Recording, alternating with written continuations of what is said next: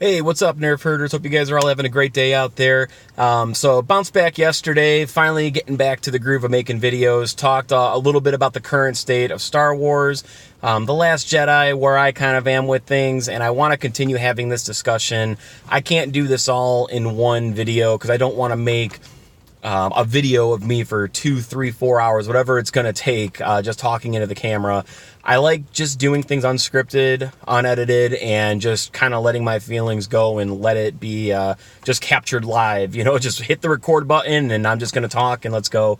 And I could ramble on for hours. I don't want to do this long video. So I am going to break this up into segments. Today, what I want to talk about a little bit, just so that you can all have an understanding as to where I am, not just as a fan of Star Wars, but I really just want to talk about my first experiences with The Last Jedi and what has changed with that up until current day here. And then we'll start dissecting things, because I'm probably going to talk about, I would say, maybe one or two things that I don't like, one or two things I do like in separate videos. That way I can dive into it and have a little bit of a deeper discussion about certain things and not go into this 4-hour rambling video. So what I want to talk about is just my first experiences with The Last Jedi and kind of how that's evolved and changed up until present day.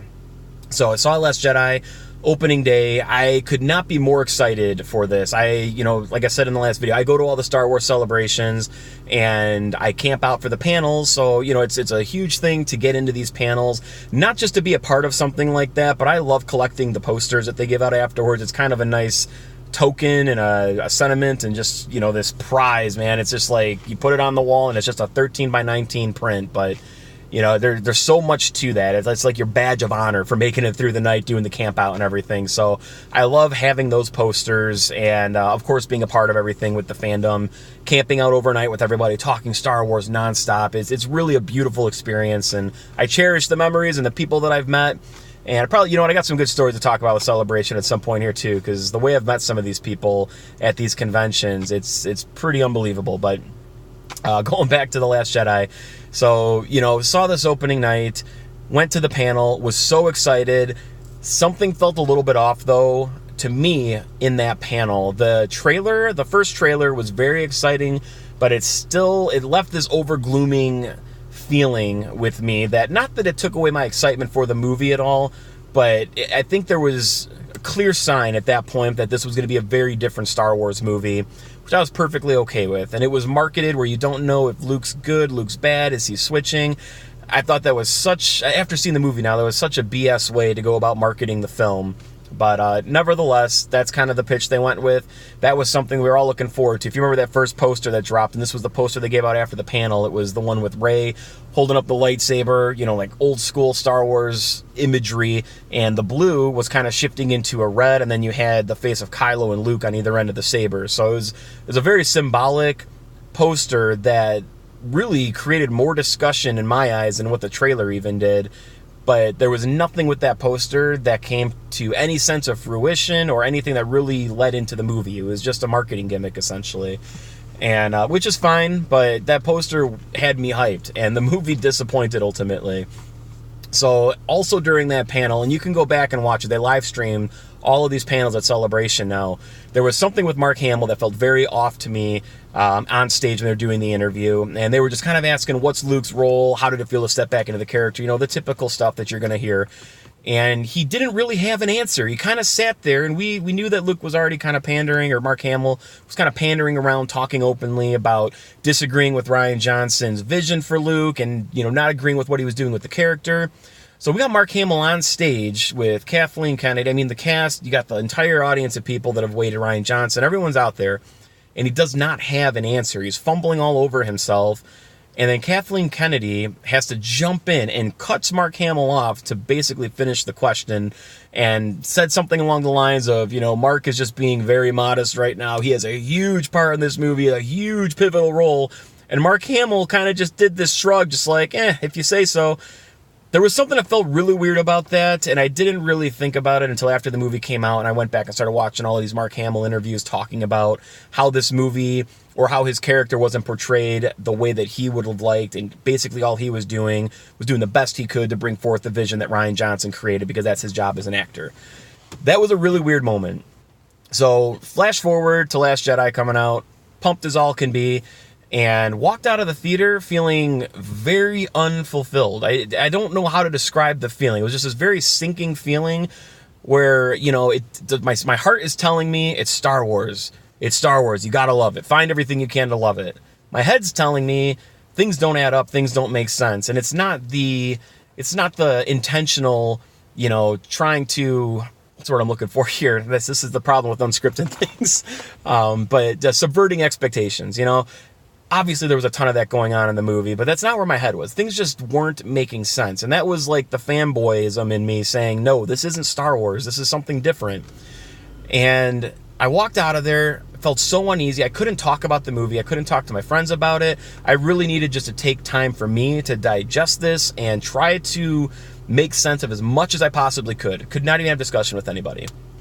Now, for Force Awakens, I saw the movie a handful of times within the first couple of days that it was out because I just wanted to keep going back for more. I fell in love with it right off the bat and wanted to just get more and more and more of The Force Awakens. The Last Jedi, on the other hand, took me, 4 or 5 days just to digest it to where I could muster up the energy to go back in because I was so scared of going back to the theater because one of two things was going to happen. Either A, okay, now it all makes sense and I love it, or B, my gut feeling was right and I really don't like this movie and I didn't want to have that feeling. I was really scared that was going to be my feeling. So, go back in 4 or 5 days later, whatever it was, and I walked out of the theater feeling relieved, ironically, and it's because I kind of had to look at the film through these two lenses. On one side, it's the Star Wars fanboy side where I was thinking to myself, I disagree with this, I didn't like this, this wasn't the Star Wars story I wanted based on X, Y, and Z, but then, through the other side, just being a fan of film, that's the other lens I had to look through it, and there was a lot to appreciate in the movie. It's beautifully shot, it's very well acted, even though the spots that didn't land for me, like a lot of the humor and everything, like General Hux, for instance, when they're doing the whole call in the beginning of the movie, I hate that entire sequence, but Domhnall Gleeson's acting during that, I mean, for what they needed to get across in there, he did a great job with the performance in that. It didn't land for me as a joke, and it had no place in Star Wars, period. But the performance was genuine. So I guess what I'm trying to get to, it was very well made. It's just the story was not there. And so I went out of that feeling more relaxed about everything because now I was looking at it through the lens of it just being a competent film. I went a third time in the theater, and that was the last time that I'd seen it. And I walked out feeling a little bit in the middle. I wasn't as excited as I was the second time because I was trying to kid myself and force myself to feel away. And more things started to stand out a little bit, but it was fine. The time it took from then until when it came out is when I really started to soak things up, and I started coming up with all my own opinions and all my own theories about things. And as I started scouring through YouTube, there's videos everywhere with defenders and haters. I started watching all these videos because I needed to see if people felt the same way that I did.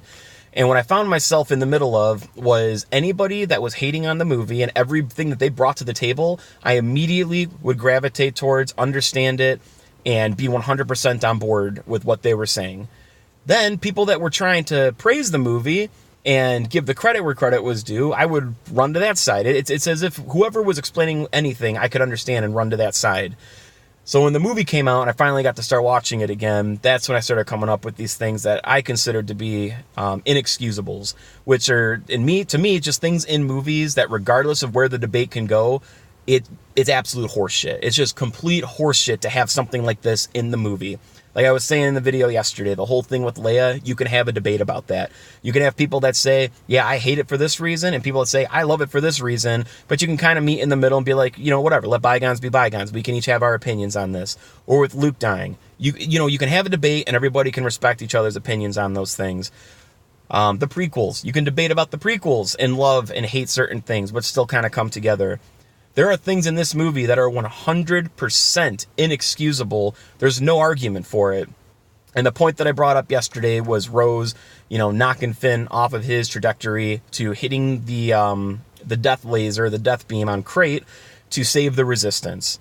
She makes that move having no knowledge of Luke Skywalker coming out to delay the First Order. For all she knows, she sacrificed herself, potentially killing both of them, and the entire Resistance is now going to die because Finn was the only thing stopping the First Order from getting to the base.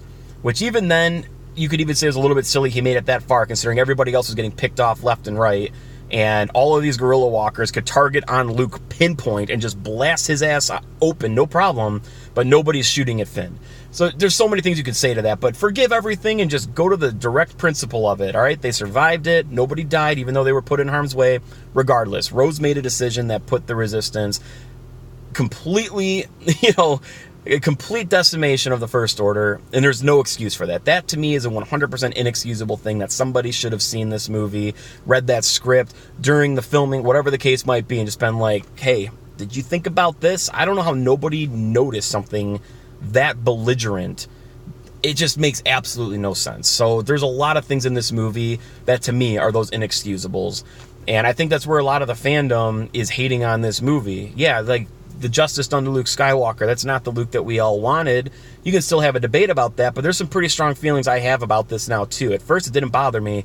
Now, the more I'm thinking about these things, it is starting to piss me off a lot. And that's why I wanted to get on here and start creating these discussions with things, because the fans are very much divided right now, and I'm not going to sit here and, be a sympathizer for The Last Jedi. I do not like the movie. There are things in there that I think are great, and there's, some great imagery and things like that. There's beautiful things in the movie, but overall, I have to look at it as being a Star Wars fan. I can't just look at this as a film. I have to look at it as a Star Wars fan. Star Wars is more than film. It's a religion for people, and I get it. There's different, different categories of fans. There's diehard people that live and breathe Star Wars, and there's people that just want to go see a fun movie. So I know people's perceptions can change based on, how dear they hold Star Wars to their heart and how important it is in their everyday life. I completely understand that, but I'm going to share my thoughts and opinions, and I really just want to bring people together to have open discussions about stuff. So ever since the Blu-ray had come out, seeing this a couple more times, all of these things started to stack up, and these things that became inexcusable to me started to shine on other things in the movie that weren't adding up to me, and it turned into a big mess. Now, since then, going back and trying to watch The Force Awakens, the movie compromises The Force Awakens too. And it's not just because the movie does everything it can to retcon what The Force Awakens set up. It's everything in The Force Awakens was this beautiful journey of rediscovering the Force and, getting Han Solo back in the groove. And this journey of this young girl going about her life, and very similar. I get it. People want to say it's a reboot. That's fine. But regardless of that, it was this young girl going on this journey, the same way that we watched Luke go off on a journey. And I know a lot of people are all like, she's the Mary Sue, she's the Mary Sue. I agree 100%, but I didn't feel like that until after The Last Jedi, because in The Force Awakens, I could buy into the fact that she was just, unhinged. She was the opposite of Kylo Ren. Kylo Ren is unhinged based on his anger and freaking out and his rage. She was unhinged based on not knowing what to do with these powers. So I was hoping for a little bit more explanation in The Last Jedi, as to how she was able to do this. And we'll talk about that definitely in an upcoming video, because there's clear things that stand out that to me is just complete bullshit with the timeline between The Force Awakens and The Last Jedi. But going back and watching The Force Awakens, it's not a more enjoyable viewing experience, and that's what it should be. You should be able to go back, watch The Force Awakens, and make it a more enjoyable viewing experience. And instead, it's not. It compromises the film, and it's not as fun to watch anymore, because everything that's building up in that movie, it's all about, where's Luke? We gotta find Luke. We gotta find Luke. We need to bring Luke back into the fight. All of that gets completely flipped on its head. And to me, it was just a terrible way to go about doing it, because The Force Awakens is for nothing now. Why was there even a map left to go find Luke? Why was there a map? Why the hell do you leave a map to go find where you don't want to be found? Because you're there to die. It just doesn't make sense. So we'll tap into a lot of this stuff. I just wanted to get my thoughts out there and let you all know where I stand with The Last Jedi, from when I first saw it to my viewing experiences in the theater, allowing that to sink in, watching it again a couple of times once it came out on Blu-ray, and now where I'm at today after, really watching a lot of videos of what a lot of people have had to say. I think I'm pretty clear-minded as to where I stand with this movie now, and, I'm excited for Episode 9. I still want Episode 9 to bring it home. I don't know if it's possible, and we will talk about that stuff too. So this is where I stand right now with The Last Jedi, just my overall feelings. We're going to start dissecting this and getting into some stuff, and talking a little bit more detail into what I consider to be the inexcusables of this movie, and, just diving into this stuff here. So please, guys, leave me some comments down below. I want you guys to join the discussion as much as possible. I want to, get this info out there. I want to start connecting with other Star Wars fans and people that have similar thoughts or opposing thoughts on other YouTube channels. I really want to, join this community a little bit more. I've taken a backseat for too long with YouTube as it is, so I'm happy to be back. I have a lot I want to talk about. I'm still going to be doing the things I've always done with movie reviews and unboxings and collection updates. Got a ton of stuff that I've gotten recently. There's a lot of great conventions coming up this year. Sam fucking Raimi, dude, is going to be in Chicago, well, Rosemont, just north of Chicago, for Flashback Weekend this year. Unbelievable, man. So there's some really good stuff coming up. I'm heading out to Monster Mania out in New Jersey in Cherry Hill on March 7th or 8th. It's that first weekend there. Dolph Lundgren's going to be there. A couple people from the original Halloween set. So if you guys are going to be in the area or you're going to the convention, let me know. And I'm looking forward to a great year and having some great discussions with you guys. Please subscribe to the channel if you are new. Thank you guys all for your support. And I'd love to see some comments down below, just what your initial thoughts were of The Last Jedi and where you stand with it today. I'm just curious if you had a similar experience to me or where you are with that right now. So leave some comments. Let me know how you guys feel about it. Hope you all have a wonderful day, and we'll catch you all next time. Thank you.